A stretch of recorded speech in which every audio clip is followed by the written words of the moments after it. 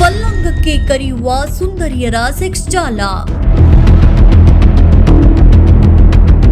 ಯಾಮಾರಿದ್ರೆ dating ಆಪ್ನಲ್ಲಿ honey trap.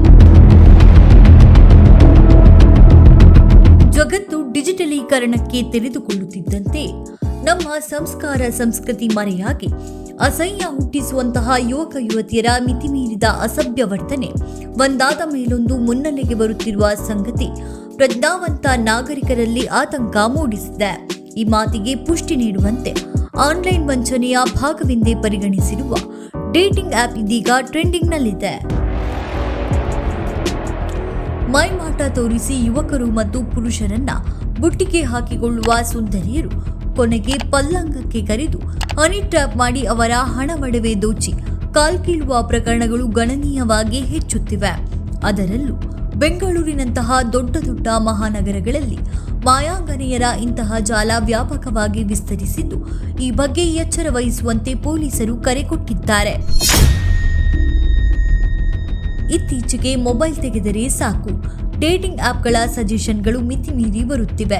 ಇಂತಹ ಆಪ್ಗಳಲ್ಲಿ ಕಾಣುವ ಯುವತಿಯರ ಸೌಂದರ್ಯಕ್ಕೆ ಮನಸೋತು ಸ್ನೇಹ ಬೆಳೆಸಿದರೆ ಅವರು ಕೆಲವೇ ದಿನಗಳಲ್ಲಿ ಬೀದಿಗೆ ಬೀಳುವುದು ಗ್ಯಾರಂಟಿ.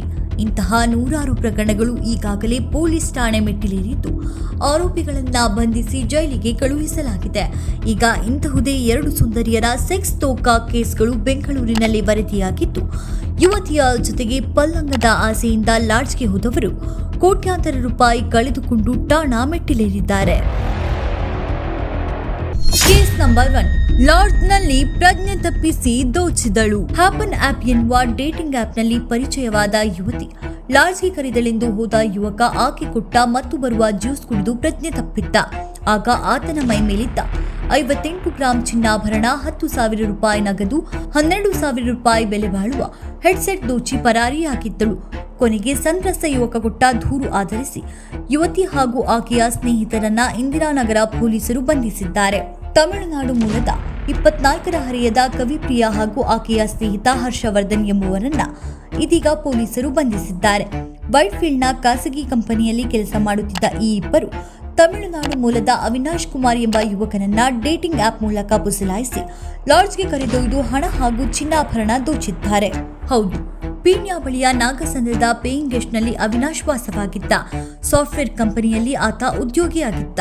2 ತಿಂಗಳ ಹಿಂದೆ ಹ್ಯಾಪನ್ ಆಪ್ ಹೆಸರಿನ ಡೇಟಿಂಗ್ ಆಪ್ನಲ್ಲಿ ಕವಿಪ್ರಿಯಾಳ ಪರಿಚಯವಾಗಿತ್ತು. ನಂತರ ಪರಸ್ಪರ ಇಬ್ಬರು ತಮ್ಮ ಮೊಬೈಲ್ ಸಂಖ್ಯೆಗಳನ್ನ ವಿನಿಮಯ ಮಾಡಿಕೊಂಡು ಪ್ರತಿನಿತ್ಯ ಕರೆ ಮಾಡಿ ಮಾತನಾಡುತ್ತಿದ್ದರು. ಬಣ್ಣದ ಮಾತುಗಳಿಂದಲೇ ಕವಿಪ್ರಿಯಾ ಅವಿನಾಶ್ನನ್ನ ಸೆಳೆದಿದ್ದಳು. ಕೊನೆಗೆ ಮದ್ಯದ ಪಾರ್ಟಿ ಮಾಡಲು ಕವಿಪ್ರಿಯಾ ಅವಿನಾಶ್ಗೆ ಆಹ್ವಾನ ಕೊಟ್ಟಿದ್ದಳು. ಯುವತಿಯ ಜೊತೆ ಪಾರ್ಟಿ ಮಾಡುವ ಆಸೆಯಿಂದ ಅವಿನಾಶ್ ಆಕೆಯ ಇನ್ವಿಟೇಷನ್ಗೆ ಓಕೆ ಎಂದಿದ್ದ ಎಂದು ಪೊಲೀಸರು ತಿಳಿಸಿದ್ದಾರೆ. ಅವಿನಾಶ್ ಮತ್ತು ಕವಿಪ್ರಿಯಾ ನವೆಂಬರ್ 1ರಂದು ಇಂದಿರಾನಗರದ ರೆಸ್ಟೋರೆಂಟ್ಗೆ ಹೋಗಿದ್ದರು. ತಡರಾತ್ರಿಯವರೆಗೆ ಇಬ್ಬರು ಮದ್ಯದ ಪಾರ್ಟಿ ಮಾಡಿದ್ದರು. ಅವಿನಾಶ್ ಪೇಯಿಂಗ್ ಗೆಸ್ಟ್ಗೆ ಹೋಗಲು ಸಾಧ್ಯವಾಗದಷ್ಟು ಮದ್ಯ ಸೇವನೆ ಮಾಡಿದ್ದ. ತನ್ನಿಂದ ಪಿಜಿಗೆ ಹೋಗಲು ಆಗುವುದಿಲ್ಲ ಎಂದು ಕವಿಪ್ರಿಯಾಗೆ ತಿಳಿಸಿದ್ದ. ಕವಿಪ್ರಿಯಾಗೂ ಇದೇ ಬೇಕಾಗಿದ್ದರಿಂದ ಲಾಡ್ಜ್ನಲ್ಲಿ ಉಳಿಯೋಣ ಎಂದು ಹೇಳಿದ್ದಳು. ಕವಿಪ್ರಿಯಾ ಇಂದಿರಾನಗರದಲ್ಲಿರುವ ಖಾಸಗಿ ಲಾಡ್ಜ್ನಲ್ಲಿ ರೂಮ್ ಬುಕ್ ಮಾಡಿದ್ದಳು. ಇಬ್ಬರು ಒಂದೇ ರೂಮ್ನಲ್ಲಿ ಇದ್ದರು. ರಾತ್ರಿ 12:30ರಲ್ಲಿ ತನಗೆ ಹೊಟ್ಟೆ ಹಸಿವಾಗುತ್ತಿದೆ ಎಂದು ಜೆಪ್ಟೋ ಆಪ್ನಲ್ಲಿ ಬುಕ್ ಮಾಡಿ ಊಟ ತರಿಸಿಕೊಂಡಿದ್ದ ಕವಿಪ್ರಿಯಾ ಸೇವಿಸಿದ್ದಳು. ಊಟ ಮಾಡಿದ ನಂತರ ಅವಿನಾಶ್ಗೆ ನೀರು ಕೊಟ್ಟಿದ್ದಳು. ನೀರು ಕುಡಿದ ಸ್ವಲ್ಪ ಸಮಯದಲ್ಲಿ ಅವಿನಾಶ್ ಪ್ರಜ್ಞೆ ಕಳೆದುಕೊಂಡು ಬಿದ್ದಿದ್ದ. ಅವಿನಾಶ್ಗೆ ನೀರಿನಲ್ಲಿ ಮತ್ತಿನ ಔಷಧಿ ಬೆರೆಸಿಕೊಟ್ಟಿದ್ದ ಕವಿಪ್ರಿಯಾ ನಂತರ ತನ್ನ ಸ್ನೇಹಿತ ಹರ್ಷವರ್ಧನ್ ಅನ್ನ ಲಾಡ್ಜ್ಗೆ ಕರೆಸಿಕೊಂಡಿದ್ದಳು. ಅವಿನಾಶ್ ಮೈ ಮೇಲಿದ್ದ ಚಿನ್ನದ ಸರ, ಕೈಬಳೆ ಮತ್ತು 10,000 ರೂಪಾಯಿ ನಗದು ಸೇರಿ ಇನ್ನಿತರ ವಸ್ತುಗಳನ್ನ ದೋಚಿ ಇಬ್ಬರು ರಾತ್ರೋರಾತ್ರಿಯೇ ಪರಾರಿಯಾಗಿದ್ದರು. ಪೊಲೀಸರ ತನಿಖೆಯ ವೇಳೆ ಈ ಜೋಡಿ ಇದೇ ರೀತಿ ಹಲವರನ್ನ ಟ್ರ್ಯಾಪ್ ಮಾಡಿರುವ ಅನುಮಾನ ವ್ಯಕ್ತವಾಗಿದ್ದು, ಆರೋಪಿಗಳ ಬಗ್ಗೆ ವಿಚಾರಣೆಯನ್ನ ಮುಂದುವರಿಸಿರುವುದಾಗಿ ತಿಳಿಸಿದ್ದಾರೆ. ಕೇಸ್ ನಂಬರ್ 2, ಯುವತಿಯ ಮಾತಿಗೆ ಕೋಟಿ ಹೋಯಿತು. ಮಾಯಾಂಗನೆಯೊಬ್ಬಳ ಮಧುರವಾದ ಮಾತಿಗೆ ಮರುಳಾದ ಉದ್ಯಮಿಯೊಬ್ಬರು ಬರೋಬ್ಬರಿ 1.29 ಕೋಟಿ ರೂಪಾಯಿ ಕಳೆದುಕೊಂಡು ಇದೀಗ ನ್ಯಾಯ ಕೊಡಿಸುವಂತೆ ಪೊಲೀಸ್ ಠಾಣಾ ಮೊರೆ ಹೋಗಿದ್ದಾರೆ. ಕ್ವಾಕ್ ಹೆಸರಿನ ಅಪ್ಲಿಕೇಶನ್ನಲ್ಲಿ ಮೆಸೇಜ್ ಮಾಡಿದ ಯುವತಿಯ ಜಾಲಕ್ಕೆ ಸಿಲುಕಿಕೊಂಡ ಬೆಂಗಳೂರಿನ HMT ಲೇಔಟ್ ನಿವಾಸಿ 42 ವರ್ಷದ ಉದ್ಯಮಿ ಇದೀಗ ಹಣವು ಕಳೆದುಕೊಂಡು ಮಾನವು ಕಳೆದುಕೊಂಡು ಸಂಕಷ್ಟಕ್ಕೆ ಸಿಲುಕಿದ್ದಾರೆ. ಏನು ಮಾಡಬೇಕೆಂದು ದಿಕ್ಕು ತೋಚದೆ ಉತ್ತರ ವಿಭಾಗದ ಸೈಬರ್ ಠಾಣಾ ಪೊಲೀಸರ ಮೊರೆ ಹೋಗಿದ್ದು, ಪೊಲೀಸರು ವಂಚಕಿ ಬೆನ್ನತ್ತಿದ್ದಾರೆ.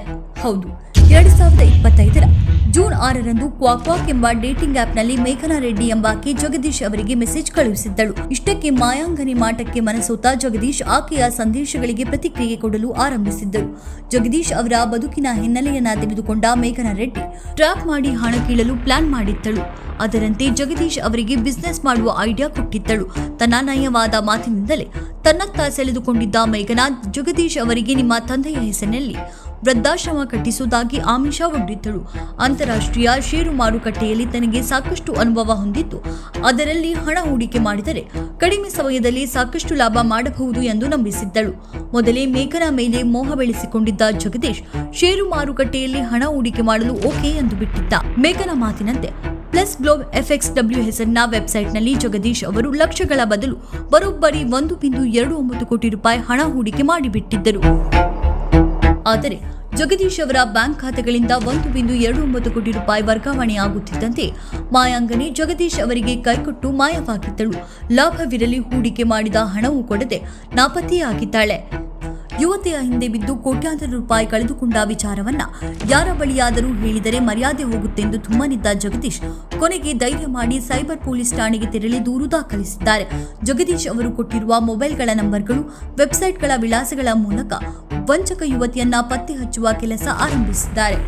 ಒಂದೇ ಒಂದು ಬಾರಿ ಮೇಘನಾ ರೆಡ್ಡಿಯ ಮುಖವು ನೋಡದೆ ಬರೀ ಆಕೆಯ ಮೊಬೈಲ್ ಮೆಸೇಜ್ ಹಾಗೂ ಧ್ವನಿಗೆ ಮರುಳಾಗಿ ಬರೋಬ್ಬರಿ 1.29 ಕೋಟಿ ರೂಪಾಯಿ ಕಳೆದುಕೊಂಡಿರುವ ಜಗದೀಶ್ ಅವರ ಪಾಡು ಪಾಪ ಹೇಳತೀರದಂತಾಗಿದೆ.